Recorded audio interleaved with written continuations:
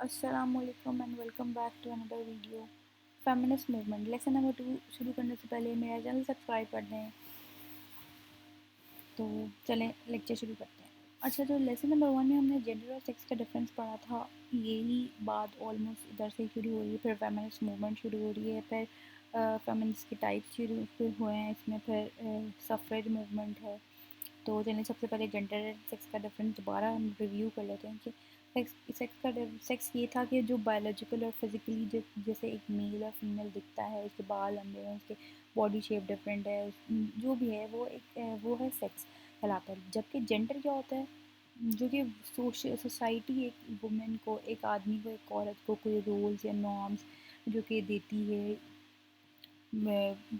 आदमी और औरत के ग्रुप्स के दरमियान में। फॉर एग्ज़ाम्पल मैंने एग्ज़ाम्पल दी थी कि जो लड़का होता है उसको ब्लू कलर एलोकेट किया होता है कि भाई लड़के के लिए ब्लू कलर है, गर्ल्स के लिए पिंक कलर है, गर्ल्स के लिए बारबी आती है, बॉयज़ के लिए कार्स आती हैं जब वो छोटे होते हैं। तो ये सब जो है ना, सारा सोसाइटी ही हमारे अंदर ये हमारे अंदर इनबॉर्न नहीं होता। ज़ाहिर सी बात है, किसी छोटे बच्चे को क्या पता कि ब्लू कलर लड़के के लिए पिंक कलर लड़की के लिए नहीं। ये तो सोसाइटी, इसकी माँ ही डेवलप, या माँ बाप ही डेवलप कर रहे होते हैं एज a सोसाइटी। Difference between the sexes is learned and attained, not ascribed or inherited.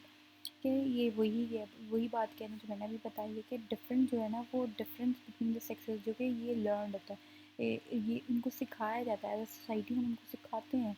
हम लोग किसी भी बच्चे के अंदर पैदाइशी ये नहीं होता, वो हम लोग उनका डेवलप करते हैं कि हाँ तुम लड़के हो तो तुम क्रिकेट ही खेलोगे, लड़की हो तो तुम घर ही खेलोगी। तो ये तो सिर्फ दिखाते ही है, वही बात है। सोसाइटी उनको बताती है उनके जेंडर रोल, जेंडर आइडेंटिटी, और कैसे उन्होंने उठना बैठना है कि सोसाइटी में एक लड़की ने कैसे बैठना है उठना है, लड़के ने क्या करना है। लड़की है तो वो घर में रहेगी, लड़का है तो वो बाहर के काम करेगा, लड़की घर के काम करेगी। और इसमें फेमिनिस्ट मूवमेंट आ रही है कि had roots in the struggle for enlightenment, women's right and legal and political rights. Feminist advocate क्या कह रही हैं, significance of change, reintegration of humanity. इसमें वो कह रही हैं कि हर एक जो ह्यूमन है उसके सेम उन ट्रेड्स हैं सारे, मतलब जो हर एक, बेशक वो मर्द हो बेशक औरत हो, उसमें सेम ट्रेड्स ही पाए जाते हैं। वो ह्यूमन है, उनमें सेम ट्रेड्स पाए जाते हैं। उनके पास इक्वल राइट होना चाहिए, और जेंडर स्ट्रेटिफिकेशन डिस्क्रिमिनेशन नहीं होनी चाहिए। हर किस्म का तशद्दुद जो कि औरतों के ख़िलाफ़ औरतों पे हो रहा है, उनको ख़त्म किया जाए, और एक हारमोनी हो दोनों सेक्सेस के दरमियान।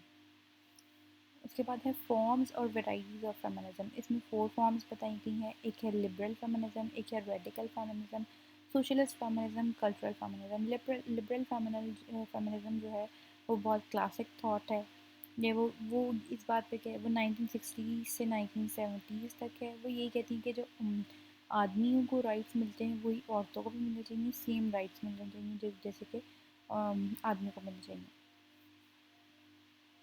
जेंडर इक्वलिटी पे काम करने के लिए रेडिकल फेमिनिज्म क्या कहती हैं, वो ये कहती हैं कि जो औरतें हैं उनको डोमिनेशन मिलनी चाहिए, उनको डोमिनेट करना चाहिए। वो इसलिए क्योंकि जो आदमी हैं वो बड़े ऑप्रेसर हैं, जुल्म ख़त्म करते हैं औरतों, जुल्म ख़त्म करते हैं, और औरतें जो हैं वो जुल्म बर्दाश्त करती हैं, ऑप्रेस्ड हैं।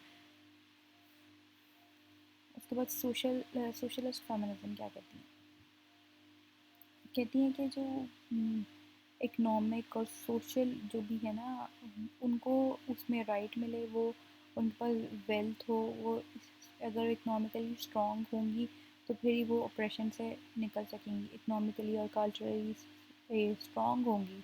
मतलब उनके कहने का मतलब यही था कि वो जॉब वगैरह इस तरह कुछ करें, बिजनेस करें, जॉब करें।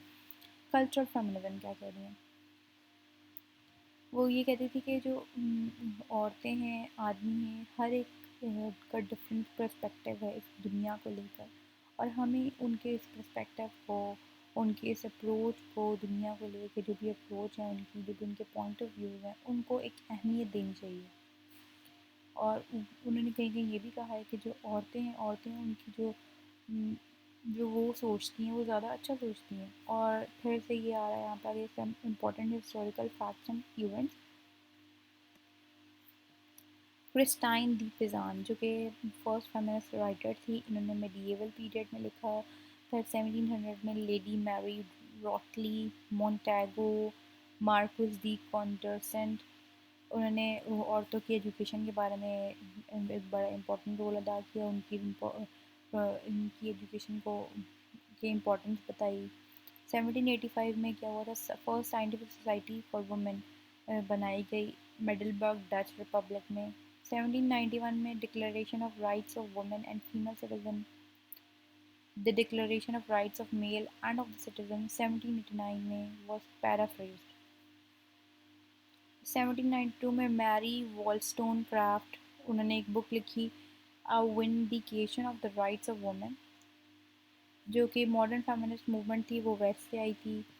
और उन्होंने वुमेन के स्टेटस पे काम किया इस सोसाइटी में कि वुमेन का स्टेटस कैसा होना चाहिए, उनको इम्प्रूव करने के लिए काम किया, पॉलिटिकली, इकोनॉमिकली और सोशल स्फीयर की में इम्प्रूव करने के लिए काम किया। कहते थे कि मेल डोमिनेंट सोसाइटी है, पेट्रियार्चल सोसाइटी है, और जहाँ पे औरतें ऑप्रेस्ड हैं और घर में बंधी हुई हैं, उनके पास राइट होना चाहिए फ्रेंचाइज का, एजुकेशन का, प्रोफेशन का।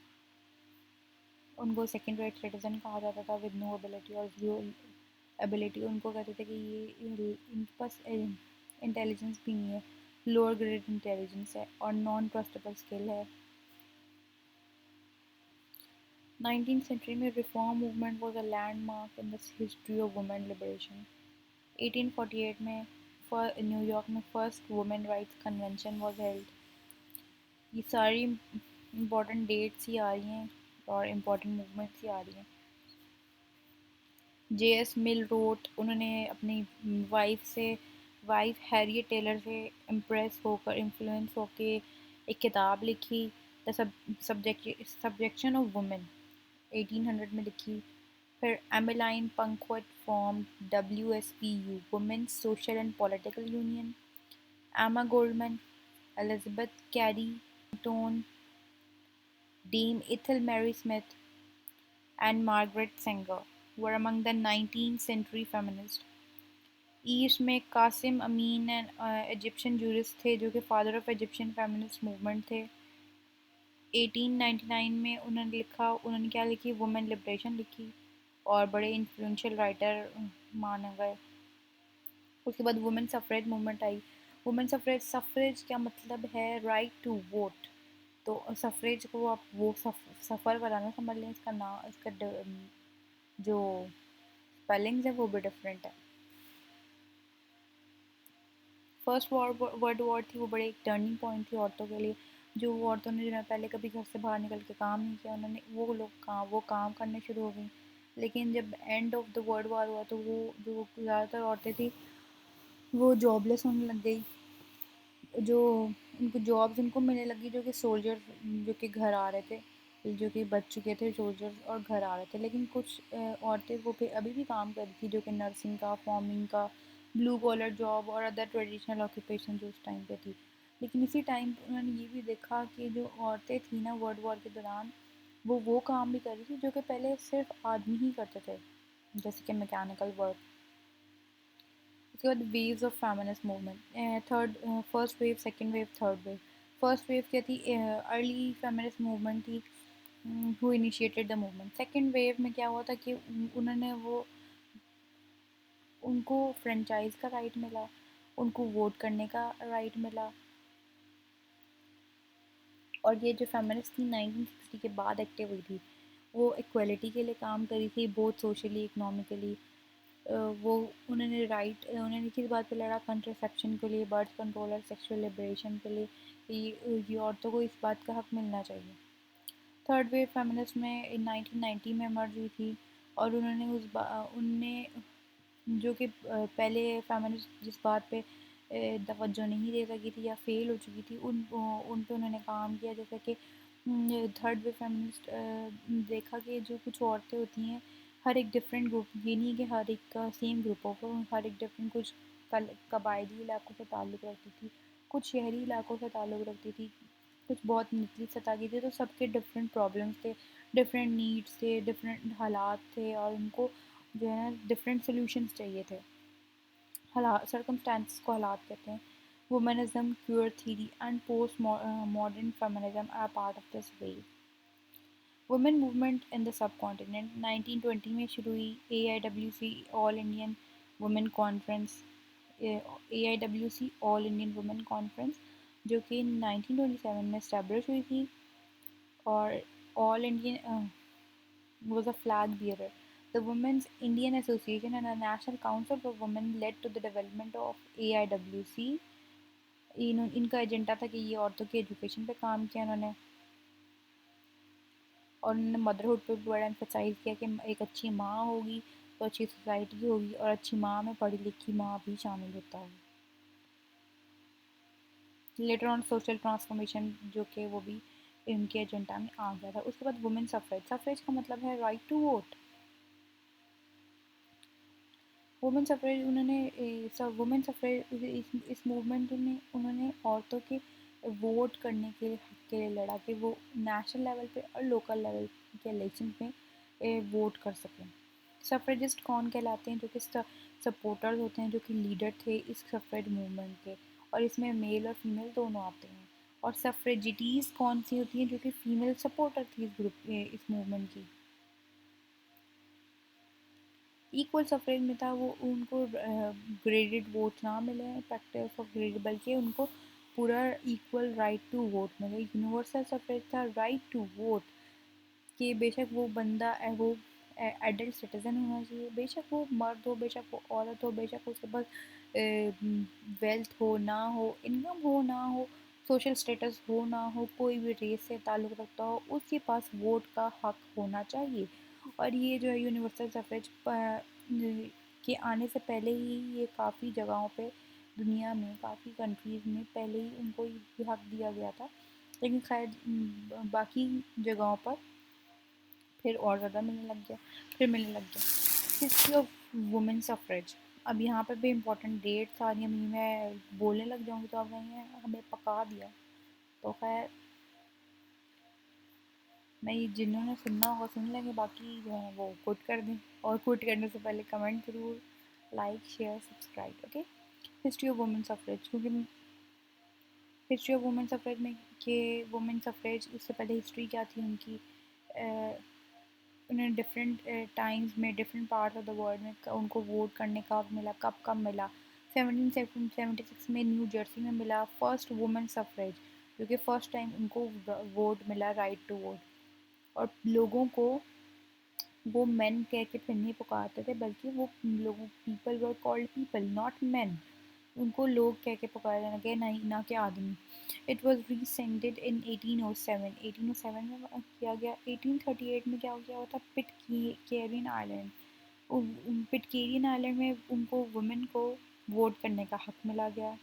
South Australia restricted women suffrage was allowed.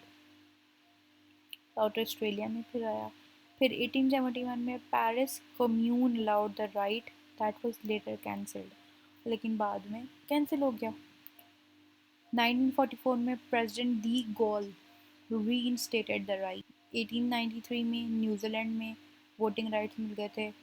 1894 में साउथ ऑस्ट्रेलिया में, और उनको साउथ ऑस्ट्रेलिया में तो उनको वोट देने के राइट के साथ साथ उनको पार्लियामेंट में granted permission to stand for parliament. Parliament के लिए लड़ने के लिए भी उनको परमिशन मिल गई.